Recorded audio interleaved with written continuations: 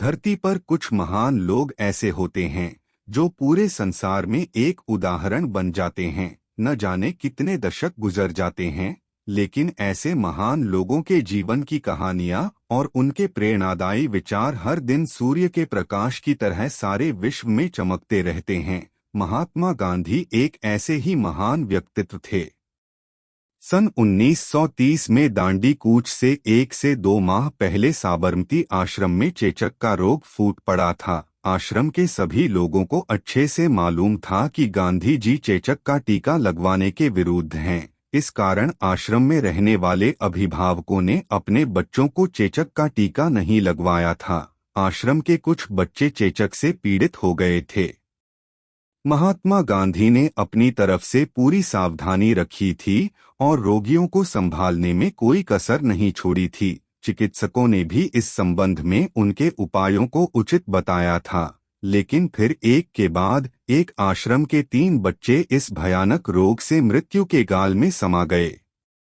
आश्रम में सबसे पहले एक 9 साल की लड़की की मौत हुई। इससे महात्मा गांधी के दिल को सदमा पहुंचा। दुख से रात भर वे जागते रहे। मध्य रात्रि में वे उठे और एक लालटेन जलाकर अपने बिस्तर पर बैठकर कुछ लिखने लगे। उसी वक्त आश्रम की एक बहन भी नींद से उठी। मध्य रात्रि में महात्मा गांधी को बिस्तर पर बैठकर लिखते देखकर उन्हें बहुत आश्चर्य हुआ। वे गांधी जी के समीप जाकर बोली, बापू, इस समय क्या लिख रहे हो? क्या कोई महत्वपूर्ण कार्य याद आ गया है?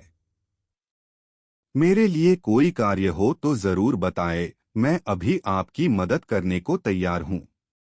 गांधी जी उस बहन की तरफ बिना देखे ही, नहीं, तुम अभी जाकर आराम से सो जाओ, मैं स्वयं ही यह कार्य अभी पूरा कर लूंगा। इसके कुछ दिन बाद आश्रम में जब संध्या प्रार्थना चल रही थी, तब एक और बच्चा चेचक से मर गया। उस रात पुनः फिर गांधी जी नहीं सोए। पूर्व के जैसे फिर रात को उठे और बैठकर कुछ लिखने लगे।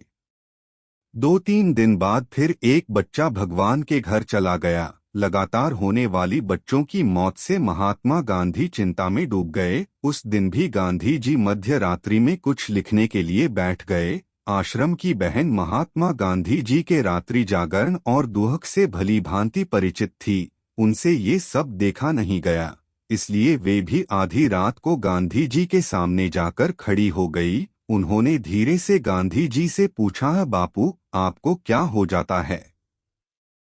आश्रम के हर बच्चे की मृत्यु होने पर आप आधी रात को जागकर लिखने में डूब हो जाते हैं। गांधी जी थोड़ी आह भरकर बोले, और भी मैं क्या कर सकता हूँ? मैं रात में आराम से सो नहीं सकता। फूल की कोमल कलियों जैसे छोटे छोटे बच्चे असमय काल के गाल में समा जा रहे हैं। मैं उनकी मृत्यु को चुपचाप देखता रहता हूँ, उन्हें बचा नहीं पाता। उनकी मृत्यु का बोझ अब मेरे मन पर पड़ने लगा है। चेचक का टीका न लगवाने की मेरी सलाह आश्रम के बच्चों के अभिभावकों ने मानी और उन्हें उसका टीका नहीं लगवाया, परंतु अब एक के बाद एक बच्चे इस तरह हमें छोड़कर जा रहे हैं। यह सोचकर कर ही मेरा मन बेचैन हो रहा है कि कहीं ये सब मेरी अज्ञानता और झक्कीपन का नतीजा तो नहीं है। वह बहन बोली कि ये बात क्या मैं एक महात्मा के मुंह से सुन रही हूँ? आपने इस बीमारी का उचित निदान किया है और इससे आश्रम के बच्चों को बचाने के लिए आप ठीक इलाज कर रहे हैं, फिर इतनी चिंता किस बात की? इसके बाद भी अगर मृत्यु को आना ही है तो इस संसार में उसे कौन रोक सकता है? मौत मनुष्य जाति का शाश्वत मित्र है। यह व्यवहार आप जैसे महात्मा को शोभा नहीं देता। आपका हृदय इतना कमजोर कैसे हो गया? गांधी जी बोले, हाँ, मैं अपनी दुर्बलता स्वीकार करता हूँ। इतना बोलकर वे कुछ समय के लिए चुप रहे। दुहक और मायूसी से भरी हुई आंखों से इधर-उधर देखकर फिर बोलने लगे। देश के लोग मुझे महात्मा कहते हैं, लेकिन एक महात्मा के पास भी भावनाएं होती हैं, दिल होता है। आदमी चाहे कितना भी साहसी और निर्लिप्त हो, फिर भी क्या उसका हृदय कोमल नहीं हो सकता? गांधी जी के इन बातों पर वे बहन कुछ कह न सकीं। फूल से भी कोमल हृदय वाले महात्मा की बातें सुन रही थी। अगले दिन आश्रम के लोगों के सामने अपनी पीड़ा और व्यथा प्रकट करके महात्मा गांधी ने अपने हृदय का बोझ हल्का किया।